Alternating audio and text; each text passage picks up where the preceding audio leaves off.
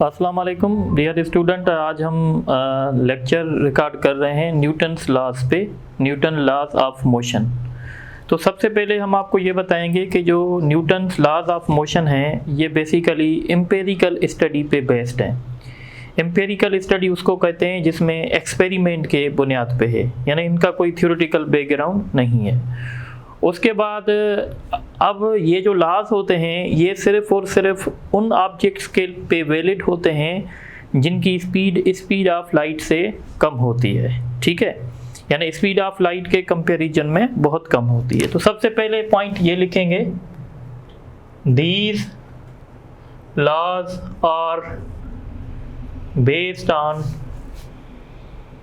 Empirical studies. Empirical studies पे ये based हैं। और दूसरी पॉइंट ये है कि these laws are valid for objects moving at a speed very low is compared to speed of light। ठीक है, ये दो बातें बहुत इम्पॉर्टेंट हैं, ठीक है। अब हम डिस्कस करेंगे न्यूटन्स लॉज। तो सबसे पहले हम डिस्कस करते हैं Newton's first law. Newton's first law of motion. तो Newton first law of motion ये हमें क्या बताता है? तो हम कहते हैं इस लॉ में न्यूटन हमें ये बता रहा है कि अगर कोई बॉडी रेस्ट में होगी तो वो रेस्ट में पड़ी रहेगी। अगर कोई बॉडी यूनिफॉर्म वेलोसिटी के साथ स्ट्रेट लाइन में मूव कर रही है तो वो मूव करती रहेगी जब तक उस पर कोई नेट फोर्स एक्ट ना करे। नेट फोर्स का मतलब होगा रिजल्टेंट फोर्स। नेट फोर्स भी कह सकते हैं, अनबैलेंस फोर्स भी कह सकते हैं। नेट फोर्स थोड़ा समझ लें। सपोज करें ये हमारा एक ऑब्जेक्ट है, इस ऑब्जेक्ट पे 10 न्यूटन का फोर्स यहाँ से लग रहा है, 10 न्यूटन का फोर्स यहाँ से लग रहा है, 10 न्यूटन का फोर्स ऊपर से लग रहा है, 10 न्यूटन का फोर्स नीचे से। हम ये कहेंगे कि इस ऑब्जेक्ट पे कोई भी अनबैलेंस फोर्स एक्ट नहीं कर रहा। अनबैलेंस फोर्स का मतलब होता है रिजल्टेंट फोर्स। तो यहाँ पे जो रिजल्टेंट फोर्स होगा वो 0 होगा। तो मैं इसको अंग्रेजी में लिख लेता हूँ। If a body is in the state of rest,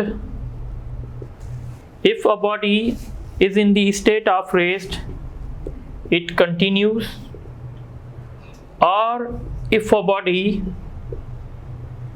in the state of uniform motion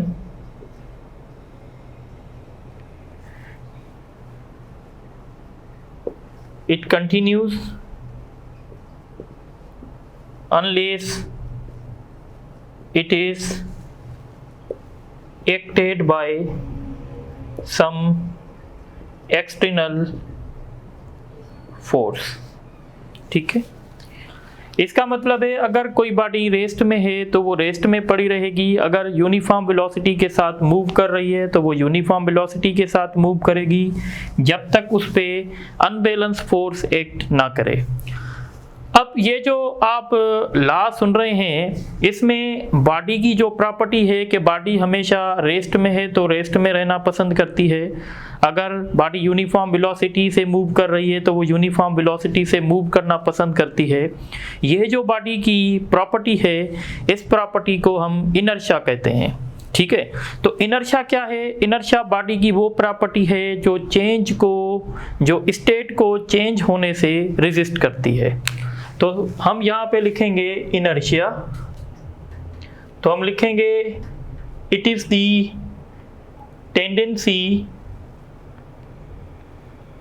tendency of a body to resist the change in the state of rest or motion. It is the tendency of a body. ये body की अपनी एक सलाहियत होती है, अपनी एक property होती है जो स्टेट को चेंज करने से रोकती है, चाहे वो स्टेट रेस्ट की हो, चाहे वो स्टेट मोशन की हो। अब ये जो इनर्शिया होती है ये किस पे डिपेंड करती है? तो ये डिपेंड करती है बॉडी के मास पे। It depends upon the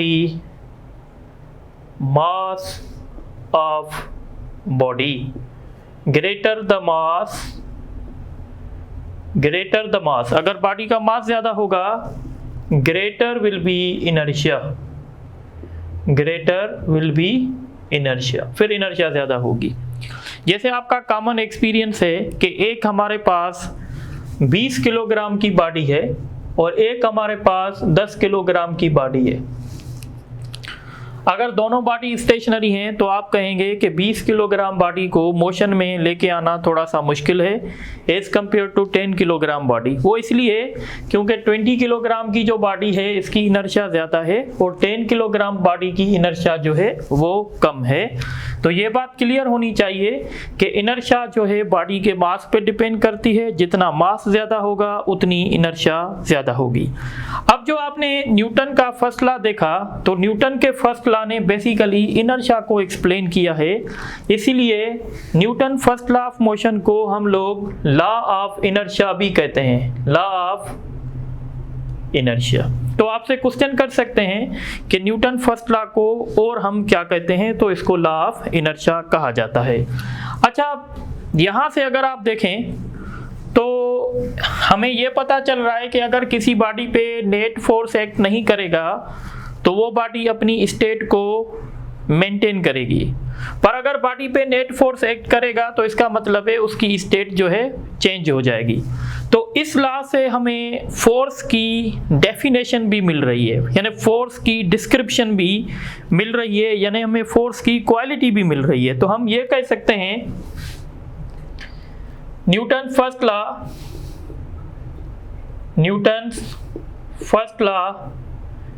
gives the qualitative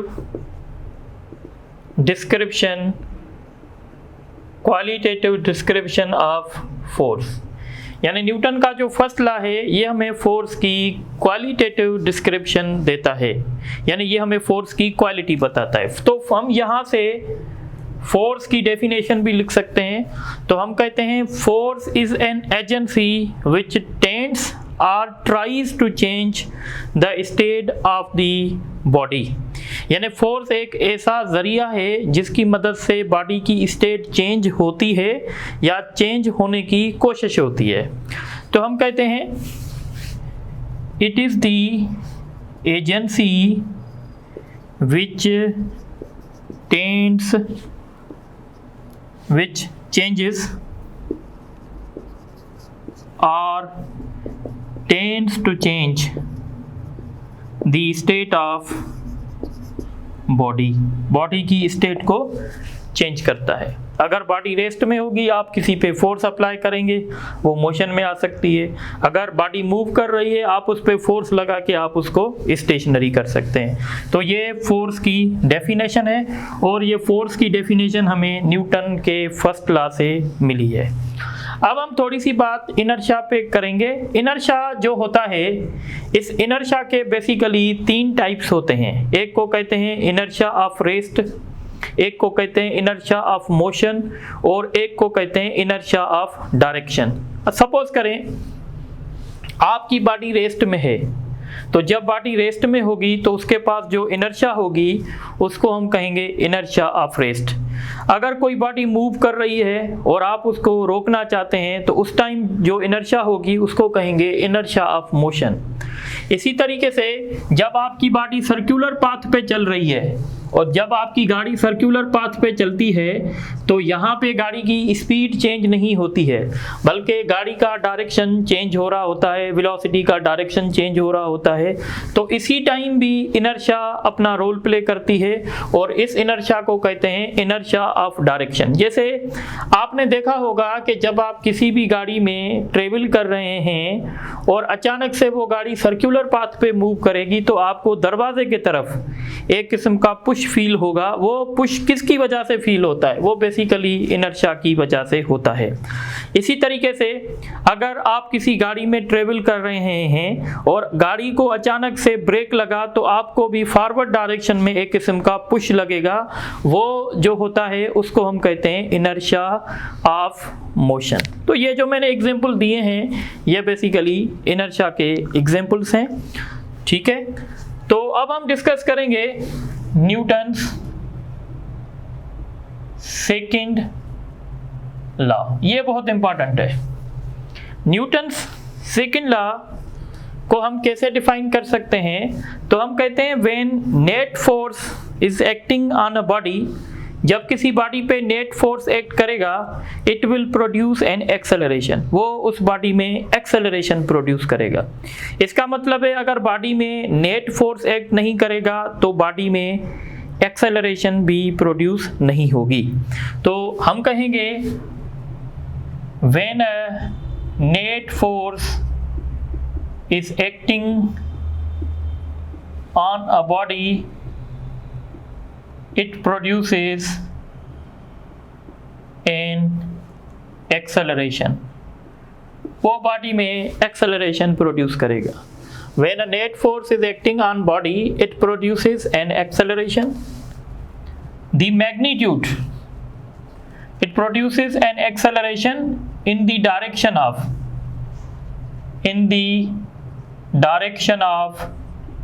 net force. The magnitude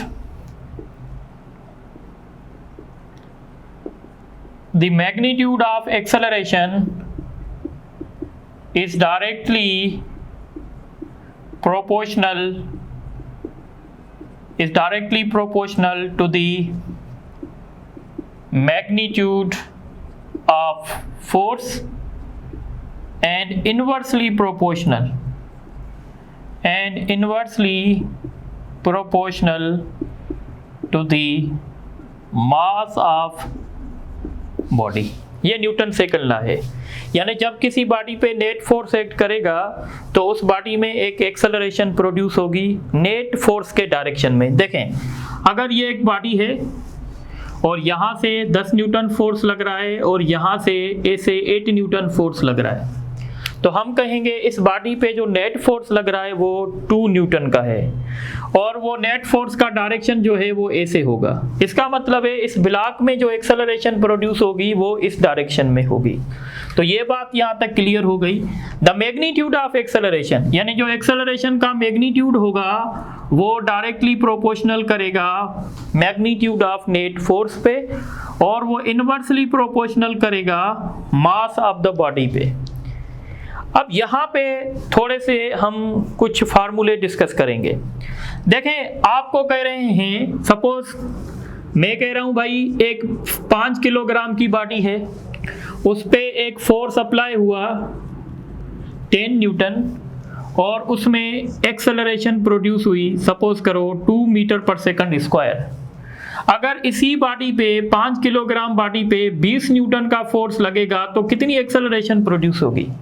तो यहाँ पे हमने क्या किया है, बॉडी के मास को कांस्टेंट रखा है। जब हम बॉडी के मास को कांस्टेंट रखेंगे और हम नेट फोर्स का मैग्नीट्यूड बढ़ाते जाएंगे तो एक्सेलरेशन भी बढ़ेगी। तो इसीलिए हम रेशियो लिखेंगे A1 upon A2 is equal to F1 upon F2। पर यहाँ पे कौन सी चीज कांस्टेंट रहेगी?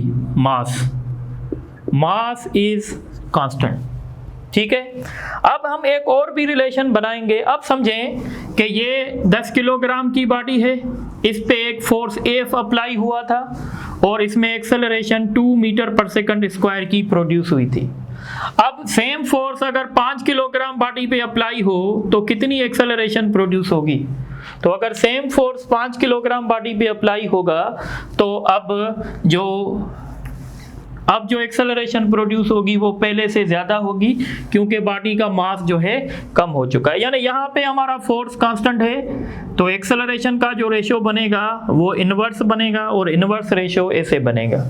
यहाँ पे हमने एक्सेलरेशन को क्या रखा हुआ है, एक्सेलरेशन को हमने रखा हुआ है कांस्टेंट, ठीक है। जब हम इन दोनों को कंबाइन करेंगे तो फार्मूला बन जाएगा F = ma।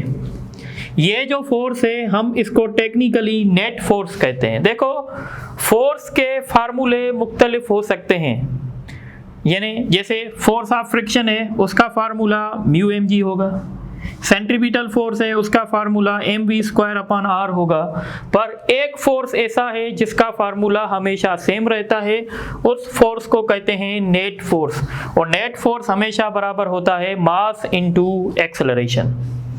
अब देखें यहाँ से हम ये डिस्कस कर सकते हैं कि भाई इस फोर्स का यूनिट क्या बनेगा। तो अगर आप मास का यूनिट रखेंगे किलोग्राम, एक्सेलरेशन का यूनिट रखेंगे मीटर/सेकंड², तो फोर्स का जो बेसिक यूनिट होगा वो किलोग्राम मीटर/सेकंड² होगा। अगर आप इसकी डायमेंशन लिखेंगे ml, मास की जगह m आएगा, मीटर की जगह l और इसकी जगह t, तो ml T⁻⁻² इस फोर्स की डायमेंशन होगी। और याद रखिएगा अगर आपके पास 1 किलोग्राम मीटर/सेकंड² होगा तो टेक्निकली हम इसको 1 न्यूटन कहते हैं, यानी न्यूटन जो है वो फोर्स का यूनिट है एसआई सिस्टम में। अब 1 न्यूटन कितना फोर्स है, आपको कैसे पता चलेगा कि ये 1 न्यूटन फोर्स है, तो समझ लें। देखें अगर ये आपकी बॉडी है, इस बॉडी का मास 1 किलोग्राम है और इस बॉडी पे कोई नेट फोर्स एक्ट कर रहा है। अब आपको कैसे पता चलेगा कि ये फोर्स 1 न्यूटन था, तो आपको पता ऐसे चलेगा अगर इस फोर्स ने 1 किलोग्राम बॉडी में 1 मीटर/सेकंड² की एक्सेलरेशन प्रोड्यूस की, तो हम कहेंगे इस बॉडी पे जो फोर्स अप्लाई हुआ था वो 1 न्यूटन अप्लाई हुआ था। तो न्यूटन की डेफिनेशन क्या है, if the net force is said to be 1 Newton if it produces 1 मीटर/सेकंड² acceleration in 1 kilogram body. तो ये न्यूटन की डेफिनेशन हो गई। अब अगर आप देखें तो न्यूटन का जो सेकंड लॉ है ये बेसिकली एक्सेलरेशन को डिफाइन कर रहा है, तो इसीलिए न्यूटन सेकंड लॉ का दूसरा नाम है law of acceleration. Newton second law को हम लॉ ऑफ एक्सेलरेशन भी कह रहे हैं क्योंकि ये बार बार एक्सेलरेशन को डिफाइन कर रहा है। अब देखें न्यूटन का जो फर्स्ट लॉ था उसने फोर्स की हमें क्या बताई थी, क्वालिटी, कि फोर्स क्या करता है, बॉडी की स्टेट को चेंज करता है। न्यूटन सेकंड लॉ जो है वो हमें फोर्स की क्वांटिटी दे रहा है, एक होती है क्वालिटी, एक होती है क्वांटिटी। तो न्यूटन सेकंड लॉ फोर्स की हमें क्वांटिटी देता है, तो हम कहते हैं it gives the quantitative description of force, यानी ये फोर्स की क्वांटिटेटिव डिस्क्रिप्शन देता है, वो क्वालिटेटिव देता है, ये क्वांटिटेटिव देता है। अब एक बात जो मुझे न्यूटन फर्स्ट लॉ में बतानी चाहिए थी वो मैं आपको अभी बताऊंगा, देख लें। देखें जो बॉडी न्यूटन के फर्स्ट लॉ को सेटिस्फाई करेगी वो बॉडी हमेशा ट्रांसलेशनल इक्विलिब्रियम में होगी। ट्रांसलेशनल इक्विलिब्रियम हम आगे पढ़ेंगे। ट्रांसलेशनल इक्विलिब्रियम उसको कहते हैं जिसमें लीनियर एक्सेलरेशन 0 होती है या जिसमें sum of all forces acting on body 0 होता है। तो न्यूटन का फर्स्ट लॉ भी बेसिकली यही कह रहा है कि अगर किसी बॉडी पे नेट फोर्स 0 होगा तो वो अपनी स्टेट को मेंटेन करेगा। तो हम ये भी कह सकते हैं कि if a body is in translational equilibrium, if a body is in translational equilibrium, it must satisfy Newton's first law। Newton first law को वो सेटिस्फाई करेगा। इसका एग्जांपल क्या है, देखें। जैसे हम कहते हैं कि भाई ये बुक टेबल पे पड़ा हुआ है, तो जब आप ये बुक टेबल पे पड़ा हुआ है तो इस पे 2 फोर्स एक्ट कर रहे हैं, एक है ग्रेविटेशनल पुल और एक है टेबल का नॉर्मल रिएक्शन। ये दोनों फोर्सेस एक दूसरे के साथ कैंसिल हो गए, यानी इस बुक पे कोई भी नेट फोर्स एक्ट नहीं कर रहा। तो ये जो बुक है वो ट्रांसलेशनल इक्विलिब्रियम यानी या तो रेस्ट में रह सकता है या तो यूनिफॉर्म वेलोसिटी के साथ मूव कर सकता है, पर इस केस में ये रेस्ट में है। तो ये बात जरूर नोट कर लीजिएगा कि जब कोई बॉडी न्यूटन फर्स्ट लॉ को सेटिस्फाई करती है तो वो हमेशा ट्रांसलेशनल इक्विलिब्रियम में होती है। तो इस तरीके से ये न्यूटन सेकंड लॉ की डिस्क्रिप्शन थी। अब हम लास्ट में डिस्कस करेंगे न्यूटन थर्ड लॉ की डिस्क्रिप्शन, फिर इन पे एमसीक्यूज और न्यूमेरिकल्स करेंगे। तो आप इसको नोट करें तो मैं रेज करता हूं।